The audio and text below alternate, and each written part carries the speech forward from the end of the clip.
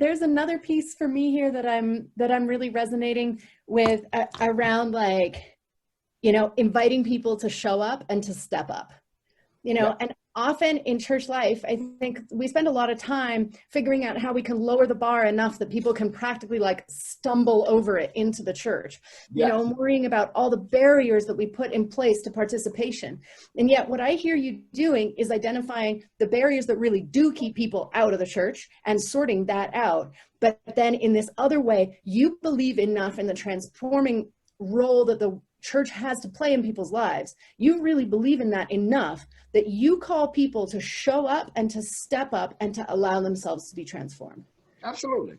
Absolutely. And we've done it so much, they go out and do it now.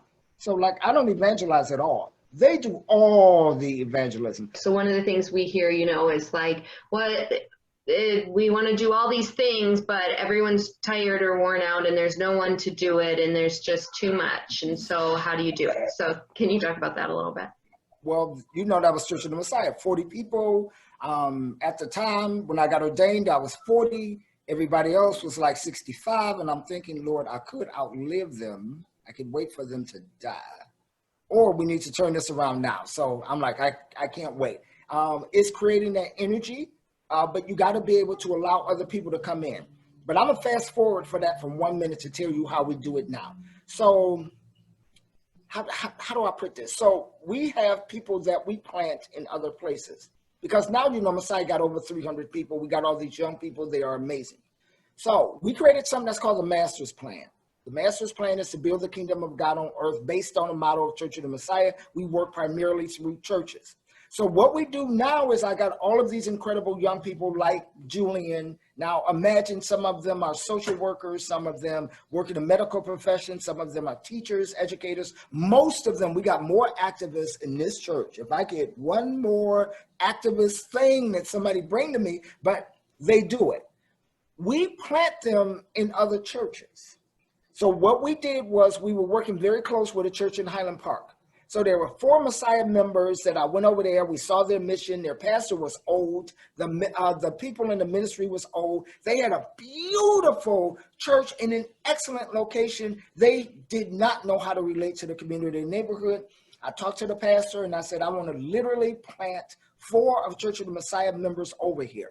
And so then they worked with that church. In the name of that church, they were still members of Messiah, and they helped him build that church. So they were running all his programs. He didn't have the capacity to do it, so we kind of just created our own network, and they would pick up the phone and say, hey, we need the video production team. Hey, we need the people who work in the kitchen. Hey, we need the people to help them. We want to turn this into a business incubator. We sent them over there, and they helped set up his church. And it's not even Episcopalian, but we helped him set up his church, and our people were over there used as church plants, and we did the same thing in Flint.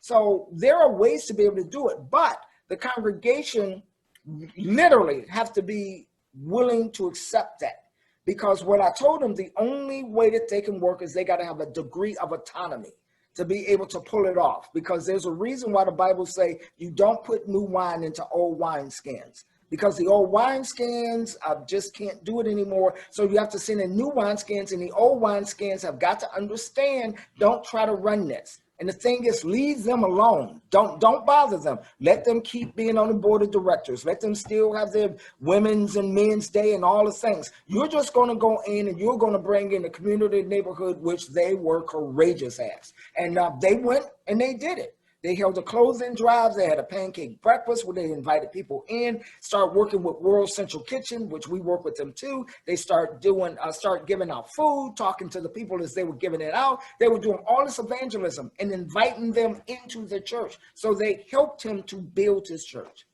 Mm-hmm. So there are things that I think as shared ministry, we need to be looking at ways of being able to do this. So Bishop Bonnie, who is amazing. Oh my God, this woman is amazing. Our new bishop, and some of the things we've been talking about, how do we create innovation centers?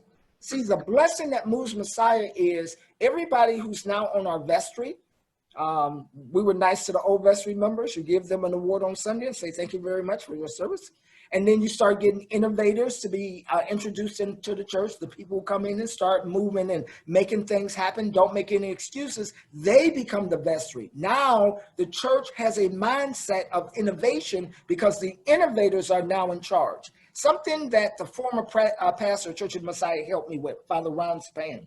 He saw when we were going through total ministry, and I was having a hard time because even my personality didn't fit, because I'm thinking, we're going to take over the world. This is called total ministry, so we're talking total. We're going to do this totally. So I'm really thinking we're ready to do this thing, and they looking at me like, Barry, slow your roll. What do you mean slow my roll? We total ministry. We're going to get the whole congregation into this. We go our team out. A team, we go out, everybody in this neighborhood go be Episcopalian. That was my dream. Everybody in Idaho go be Episcopalian, which everybody in Idaho probably is an Episcopalian now. But he told me, he said, Barry, get another group, because I was driving them crazy. He said, just get one or two other people who think like you and mentor them and work with them. And that's what happened. So now it is the mindset of Church of the Messiah. The old members are still here. They're in charge of nothing. They do nothing. Because now the people who were waiting for the church that was all about their activism, changing their lives, and they can go out and do it in the name of church, they get to go out and do it and make a difference, then therefore, those are the innovators now. So my thing is, when we say total ministry, I took it literally, and I was kind of shocked that we can't make total ministry work. And Jesus went out and made disciples. Total ministry was easy because it didn't mean you was putting it all on the priest or any one individual. We going into this as a whole. That spoke to me, and I'm a Libra, so I like working with people. So I'm like, come on, y'all, let's go. Let's go. Let's move together. We all should be doing shared ministry. The reason why it don't work in some places is because they don't want to give up the status quo. And when you hold on to the status quo, which don't work in the first place, then therefore shared ministry is your only option. Jesus, when he died, he left. They all had to share that. They had to figure that out. He didn't say, I'm going to come back and I'm going to lead. He led and then left. And we have got to learn to lead and then move. Lead and then move. And so that's what we need to be working on. Not me. Oh, Barry's amazing and wonderful. I am not that amazing and wonderful. It really is that experience of God that gives me my bravery to be able to say, don't ever let somebody tell them that they're nothing. Don't let racists tell them they can't achieve because they're black or they're poor or from the east side. Don't let people build prisons for them to, traps for them to fall in. Stand up against that. And that's what God called and told me to do. And that's what it is that I'm doing.